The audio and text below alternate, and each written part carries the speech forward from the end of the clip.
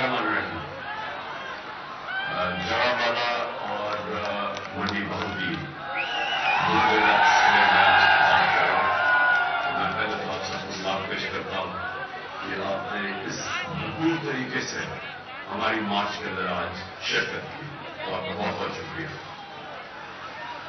آج میں سب سے پہلے تو آپ سے جس چیز کی بات کرنا چاہتا ہوں وہ جو کہ آج ہمارے پارلیمنٹیرینز اور ہمارے سینیٹرز آج انہوں نے سپریم کورٹ کو پٹیشن کی ہے کہ اعظم سواتی کا جو ایشو ہے اس کو سنا جائے, جو اعظم سواتی سے زیادتی ہوئی, جو تشدد ہوا اور جو پھر وہ ٹیپ بھیجی گئی اس کے گھر پہ جو کہ ہم سب کے لیے شرمندگی کا باعث ہے اس قوم کے لیے, اور پھر ارشد شریف کا جو اس کو قتل کیا گیا, جو اس کو اسیسینیٹ کیا گیا, شہید کیا گیا, اس کے اوپر, اور پھر میرا جو وزیر آباد پہ میرے اوپر جو قاتلانہ حملہ ہوا اور میں ایک پرائم منسٹر اپنی ایف آئی آر رجسٹر نہیں کر سکتا اور کوئی اور ایف آئی آر دی اور پولیس نے میری ایف آئی آر رجسٹر نہیں کی جبکہ پنجاب میں ہماری حکومت ہے.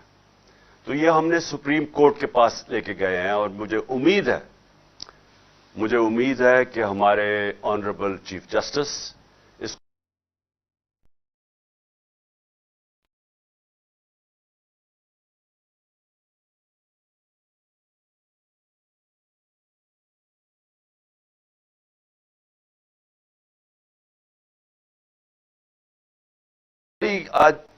آج کل سوشل میڈیا کا زمانہ ہے, ساری دنیا کی انفارمیشن ہمارے پاس آ جاتی ہے. برطانیہ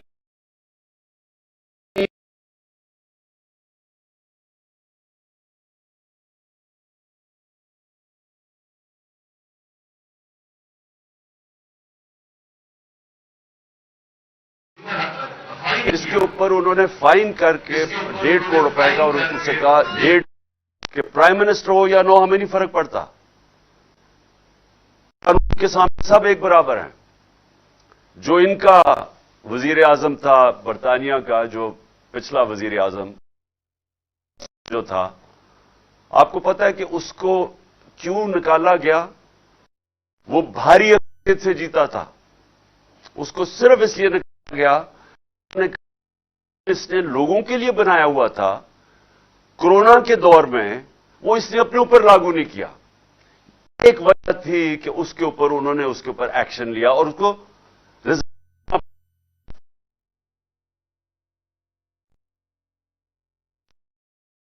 کیونکہ قانون کی حکمرانی ہے. انگریزی میں قانون کی حکمرانی کو کہتے ہیں rule of law. Rule of law میں جو میں میری جو تحریک 26 سال پہلے میں نے شروع کی تھی, انصاف کی تحریک, یہ قانون کی بالادستی کی تحریک ہے, انصاف کی تحریک ہے.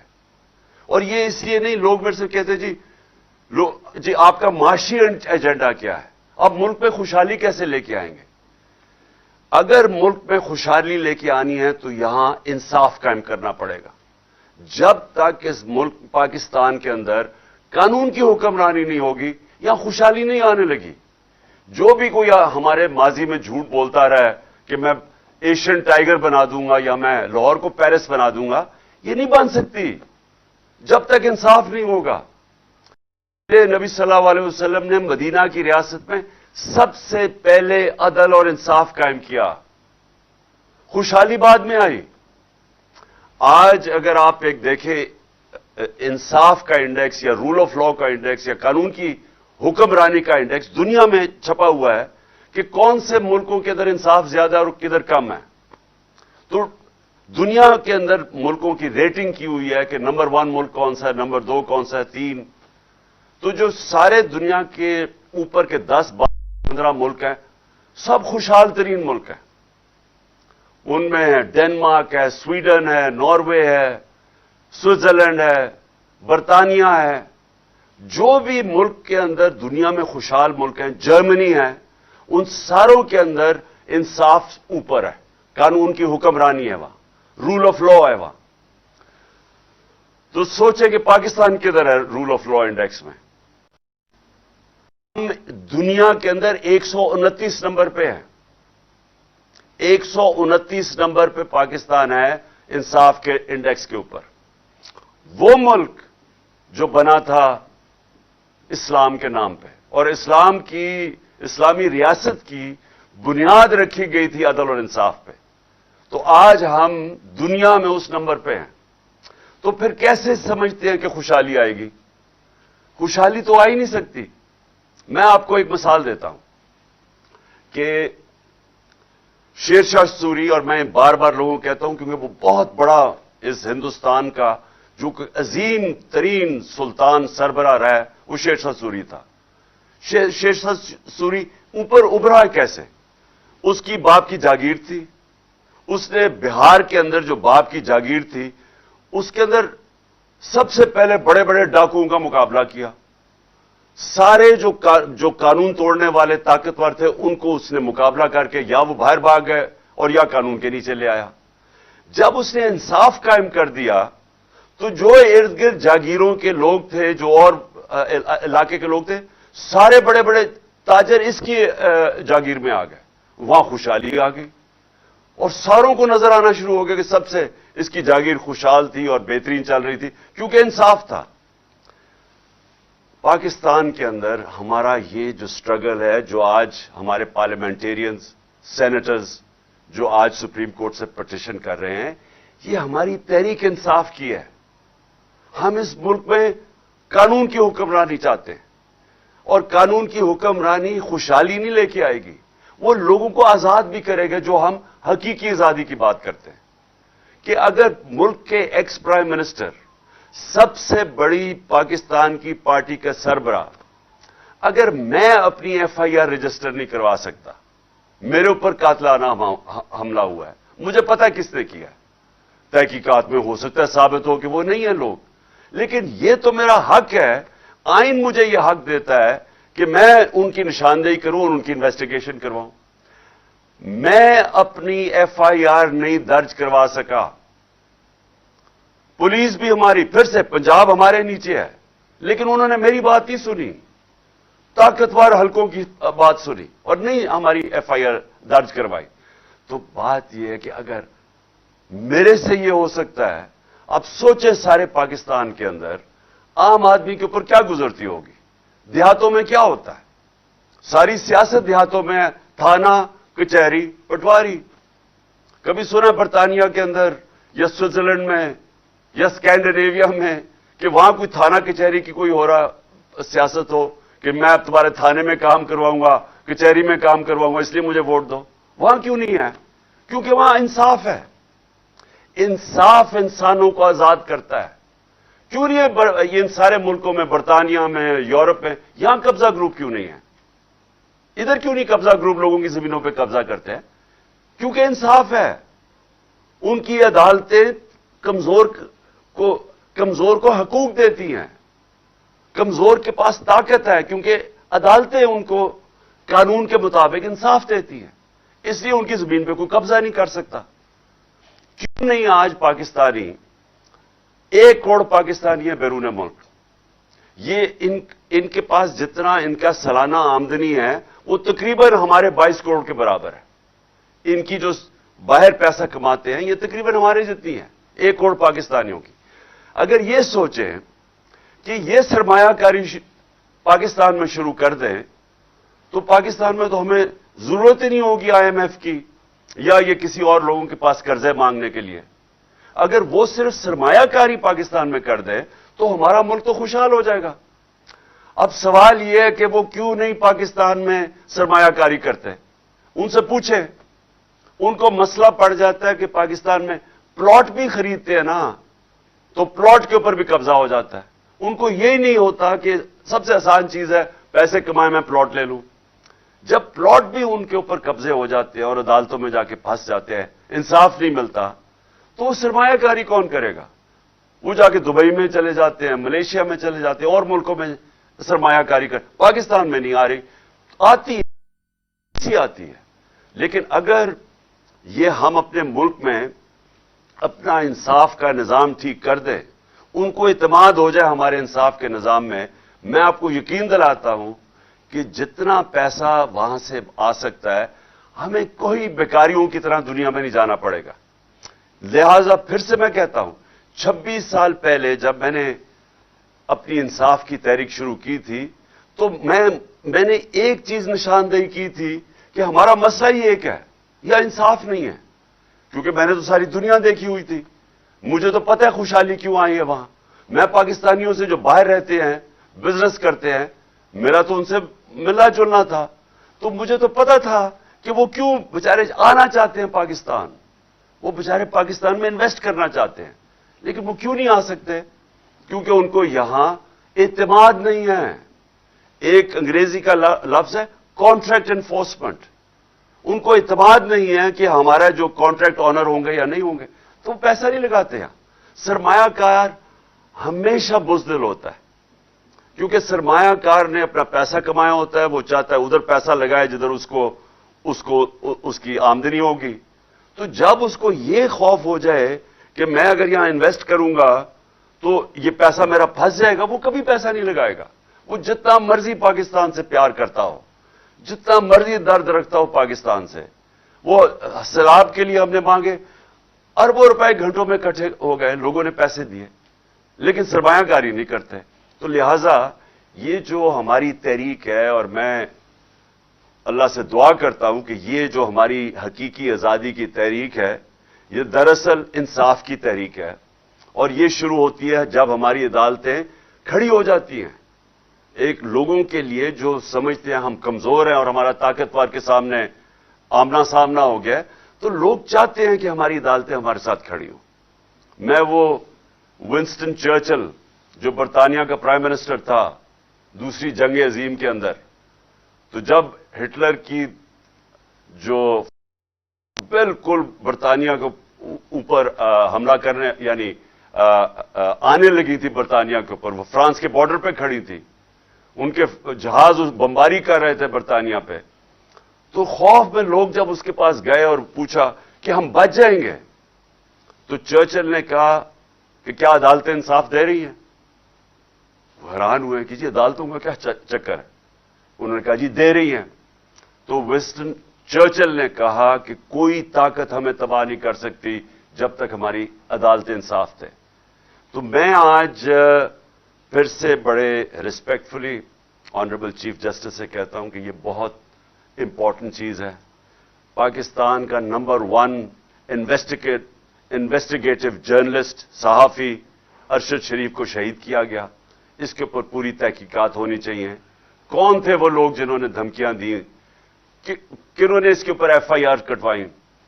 کیوں ملک سے باہر اس کو جانا پڑا؟ اس کے بعد کیوں آگے ادھر سے گیا؟ اور پھر اس کا قتل، یہ جو اس کو شہید کیا گیا، اس کے اوپر پوری انویسٹیگیشن ہونی چاہیے. دوسری چیز میں سمجھتا ہوں کہ اعظم سواتی سے ہوا، اس کے اوپر صرف سپریم کورٹ کے اوپر ہمیں اعتماد ہے کہ وہ اس کے اوپر انویسٹیگیٹ کر سکتے ہیں. اور تیسرا میرا کہ یہ تو میرا حق ہے ایف آئی آر کا، تو میں چاہتا ہوں کہ اس کے اوپر بھی ہمارا سپریم کورٹ ایکشن لے. اب میرا جو دوسرا ایشو ہے وہ یہ کہ یہ جو لندن میں فیصلہ ہو رہا ہے، 2 اہم فیصلے کر رہے ہیں. کیا الیکشن جلدی ہوگا یا لیٹ ہوگا، اور دوسرا فیصلہ ہے کہ آرمی چیف کون بنے گا. تو میں پھر سے آج ساری قوم کے سامنے یہ بات رکھنا چاہتا ہوں کہ یہ ناممکن ہے کسی کا تصور کرنا کہ ایک مفرور، ایک سزایافتہ آدمی ملک کے اتنے اہم فیصلے کرے گا. یہ کسی مہذب معاشرے میں نہیں ہوتا. اور اس سے بھی بڑی بات کہ جو شہباز شریف پرائم منسٹر ہے، کیا اسے نہیں پتا کہ اتنا سینسٹیو معاملہ جو کہ آرمی چیف کی سلیکشن کا، یہ کیسے ایک مفرور اس سے کیسے کنسلٹ کر سکتا ہے؟ یہ آفیشل سیکرٹس ایکٹ کی وائلیشن ہے، اور اس کے اوپر ہم اپنے وکیلوں سے بات کر رہے ہیں، ہم اس کے اوپر ایکشن لیں گے. کیونکہ یہ کیسے اتنی بڑی، اتنی امپورٹنٹ پوزیشن پاکستان کی نیشنل سیکیورٹی کے لیے، آرمی چیف کی جو پوزیشن ہے وہ اتنی امپورٹنٹ ہے، یہ کیسے اس مفرور کے سامنے پاس بیٹھ کے ڈسکس کر سکتا ہے؟ اور دوسری بات کہ الیکشن ہوں گے یا نہیں ہوں گے، یا کب ہوں گے، اینڈ میں ہوں گے، جلدی ہوں گے. سوال یہ ہے کہ کیا وہ مفرور، وہ سزا یافتہ آدمی جو کہ چوری کے پیسے سے وہاں بیٹھا ہوا ہے لندن میں، کیا وہ فیصلہ کرے گا یہ اہم؟ کیا اس کو پاکستان سے پیار ہے یا اس کو کوئی اسٹیک ہے پاکستان میں؟ بچے اس کے باہر برطانیہ پاسپورٹ لے کے بیٹھے ہوئے دونوں بیٹے، اس کا جو سمدھی ہے، جو اسحاق ڈار ہے، وہ باہر، اس کے بچے باہر بیٹھے ہوئے ہیں، شہباز شریف اس کا بیٹا باہر بیٹھا ہوا ہے، سب بھاگے ہوئے ہیں کرپشن کیسز سے۔ کیا یہ آدمی فیصلہ کرے گا کہ پاکستان کے لیے الیکشن جلدی ہونے چاہیے بعد میں؟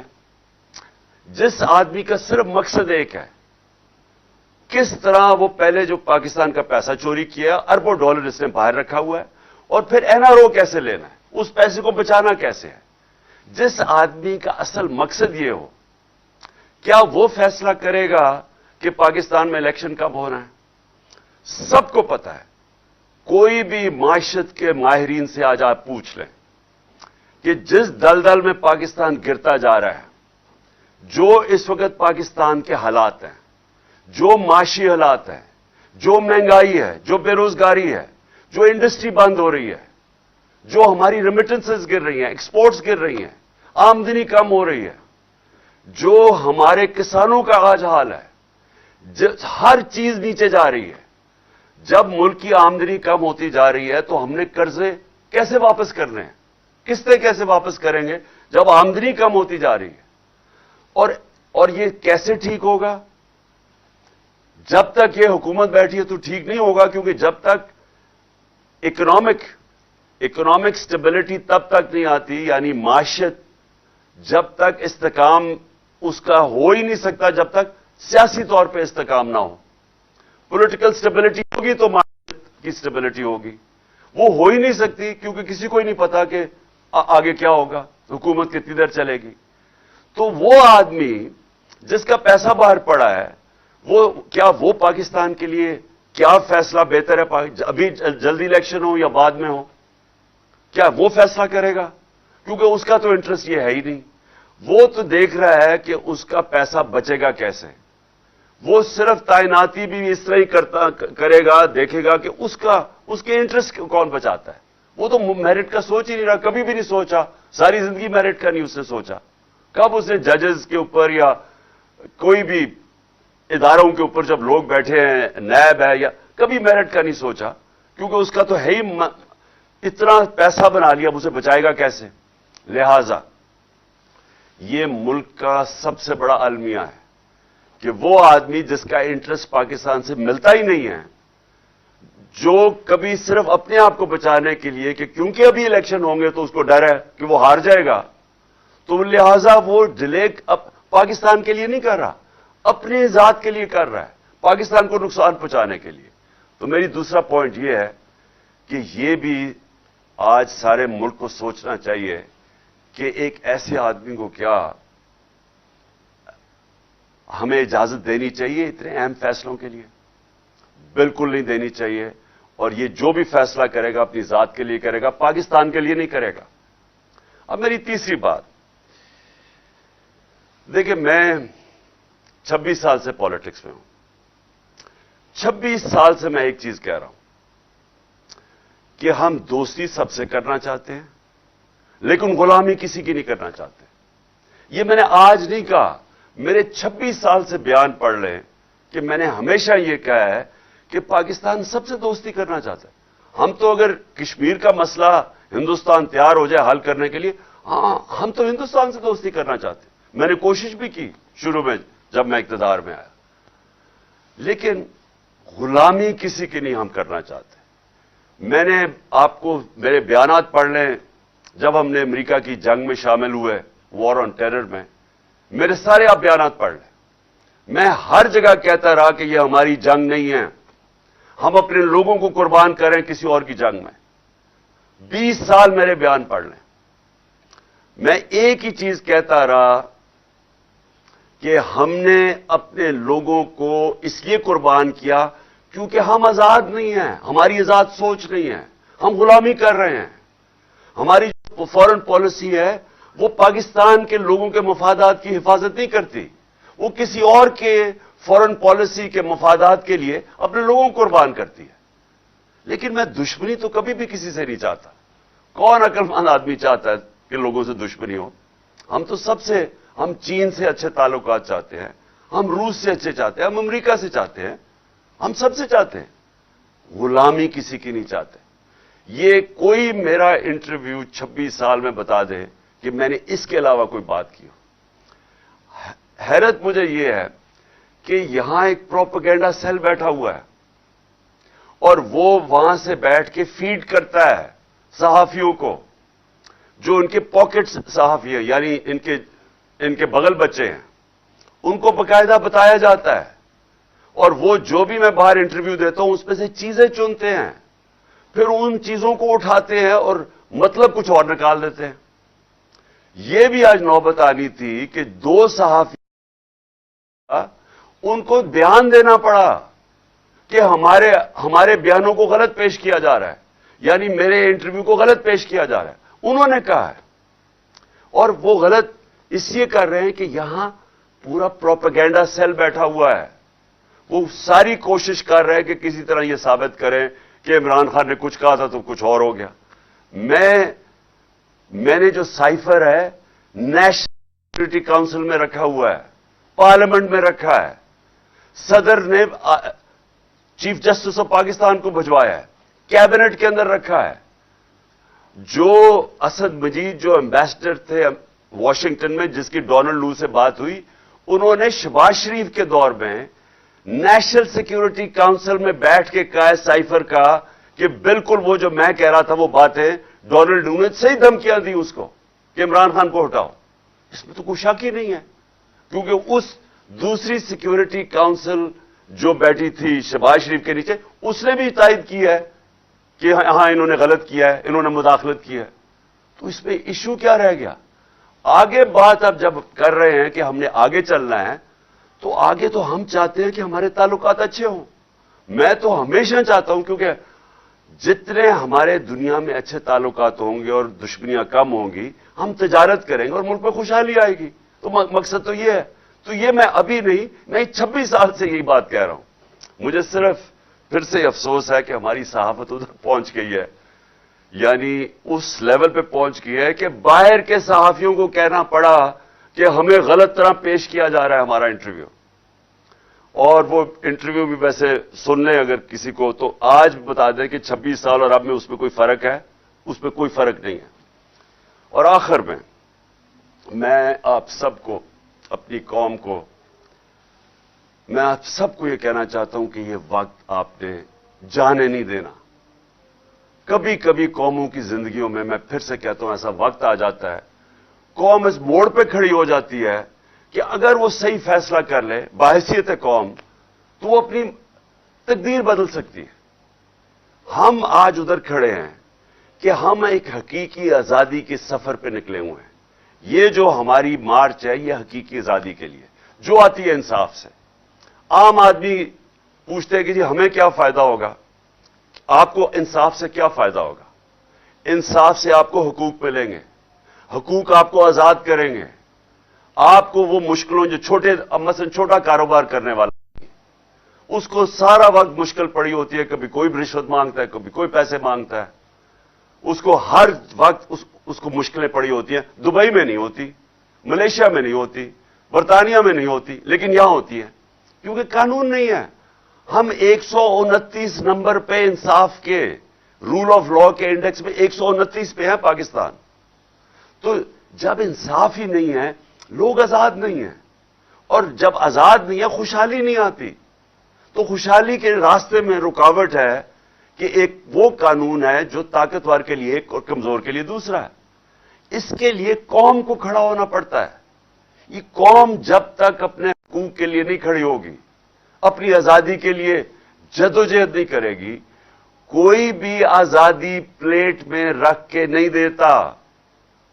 زنجیریں گرتی نہیں ہیں, توڑنی پڑتی ہیں, آزادی چھیننی پڑتی ہے. جدوجہد کی ضرورت ہے. اور انشاءاللہ میں جو دیکھ رہا ہوں راستے میں, جس طرح لوگوں نے کہا کہ عمران خان نہیں ہوگا تو پبلک نہیں نکلے گی, میں تو اللہ کا شکر کر رہا ہوں کہ میری قوم میں اتنا شعور ہے کہ میں انشاءاللہ پنڈی میں آپ کے ساتھ ہوں گا، لیکن اس سے پہلے پبلک نکلی ہوئی ہے. تو میں تو اللہ کا خاص آج شکر ادا کرتا ہوں، اور آپ سب کا کہ آپ نے جس طرح پوری آج شرکت کی ہمارے ساتھ منڈی بہاؤدین میں بھی اور جڑا والا میں بھی، دونوں جگہ پہ بھی میں آپ کا شکریہ ادا کرتا ہوں. پاکستان زندہ باد.